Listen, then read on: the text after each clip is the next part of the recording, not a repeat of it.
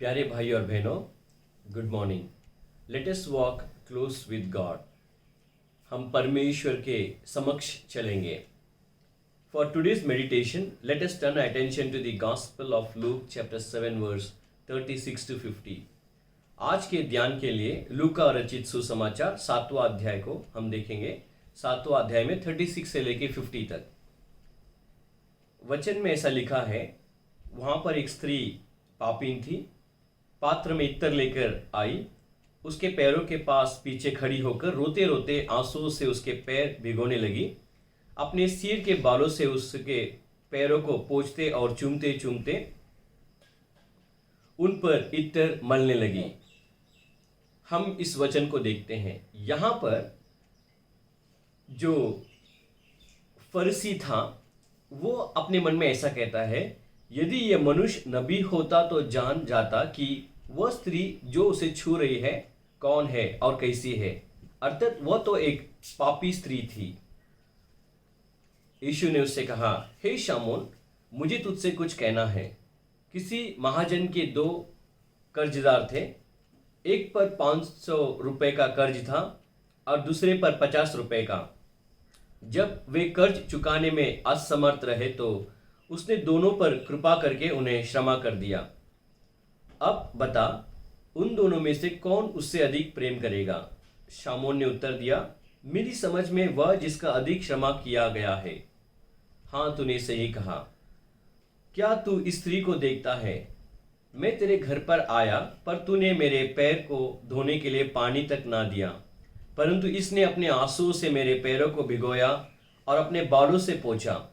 तूने मुझे नहीं चूमा, पर जब से मैं आया हूं इसने मेरे पैरों को चूमना ना छोड़ा।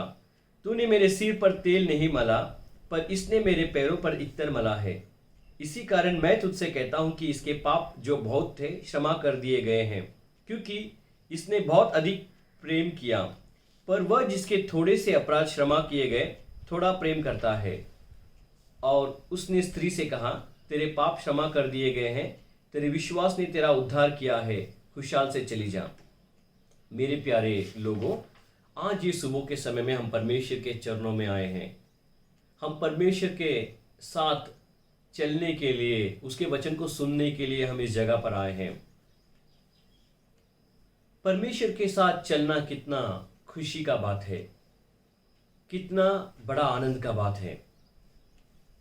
जिन्होंने परमेश्वर का साथ चलने का एक अनुभव बनाया है वे धन्य लोग हैं, वे आशीषित लोग हैं। If you have an experience of walking with God, you are a blessed people. जिन्होंने परमेश्वर के साथ चलने का एक अनुभव बनाया है वे धन्य लोग हैं, वे आशीषित लोग हैं। जब हम अपने आसपास के परिस्थिति को देखते हैं, हम देखते हैं कि डर, भय, हत्या, घबराहट, विभत्चार, हर एक जगह पर इस तरह से भयानक चीजों को देखकर हम डर जाते हैं, हम घबराहट महसूस करते हैं। लेकिन इस पाप भरे संसार में अगर हम परमेश्वर के साथ चलने का एक अनुभव को अगर हमने बनाया है तो परमेश्वर उसके वचन के द्वारा हमें तसल्ली देगा। परमेश्वर उसके वचन के द्वारा हमसे बात करेगा, क्योंकि परमेश्वर का वचन कहता है, तेरे वचन मेरे पाँव के लिए दीपक और मेरे मार्ग के लिए उजियाला है। भजन संगीत 145 9वां वचन में 9 वचन में ऐसा लिखा है, the Lord is good to all, he has compassion on all he has made. हमारा परमेश्वर एक दयालु परमेश्वर है। हमारा ईश्वर एक दया करने वाला ईश्वर है। वो दयालु पिता है। वह हम पर दया करने की प्रतीक्षा कर रहा है। वह हम पर दया करने की प्रतीक्षा कर रहा है। He is a merciful father who is waiting for compassion upon us. वह हमारे ऊपर दया करने के लिए वो प्रतीक्षा कर रहा है।